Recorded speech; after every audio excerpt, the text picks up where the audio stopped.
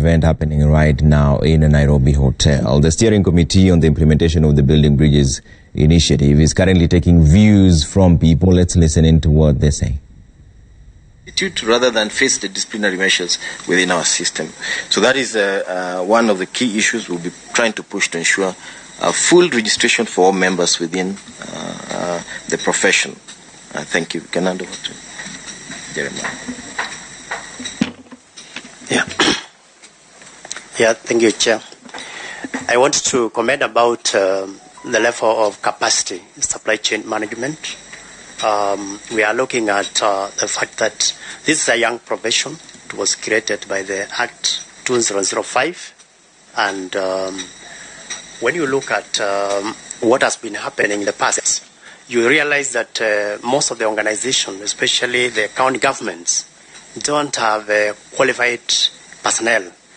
And we're recommending that we have a concerted effort to ensure that we equip this personnel with the kind of expertise that is going to take this country forward. You also realize that even the bodies that are also regulating the procurement practice itself, we want to see that we are mainstreamed as a profession.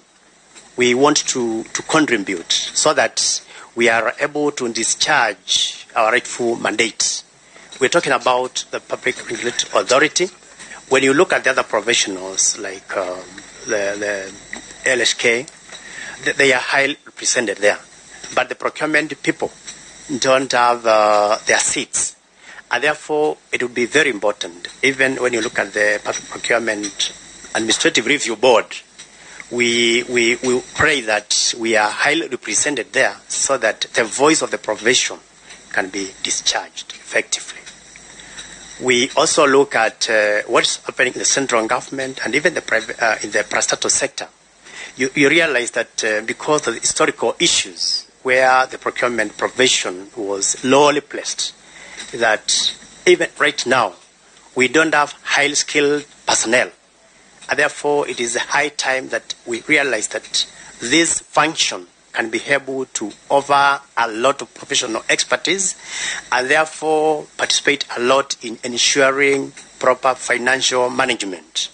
And therefore, going forward, our prayer is that the institute, the Kenya Institute of Supply Management, and also the other related bodies that are also spearheading this profession are highly supported, so that our people, our professionals, can be able to discharge their rightful mandate. Thank you. You'll notice that the theme that's running here is empowering the procurement professionals in order for them to play an effective role in the allocation and use of resources within both, especially public sector, where the resources are done. You know, the Kenya's public sector commits 1.5 trillion on procurement spend. It's a massive part of our budget, more than 40%. So these huge budgetary resources are under the custody of various specialty users, and procurement professionals are the ones who offer the advice and the skills to coordinate how these resources are utilized. It's therefore important that we capacitate, empower procurement professionals in terms of correct positioning right across the government cadre and also within the ministry that we are. So the role of KISM, for instance, as a body is an important one. It needs to be given more support to realize those objectives.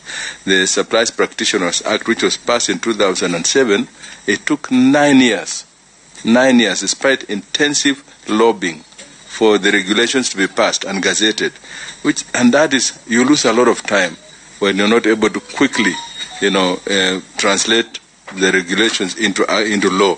A fully enabled KISM with its constituent bodies and committees shall be a powerful partner for the public, for the non-profit and for the private sector for providing qualified, certified, registered and licensed disciplined workforce, which will hopefully coordinate and advise effective procurement work right across the That's the BBI steering committee taking views from people from different institutions. Mostly this particular one was on empowering the procurement profession. So the procurement officers are trying to ensure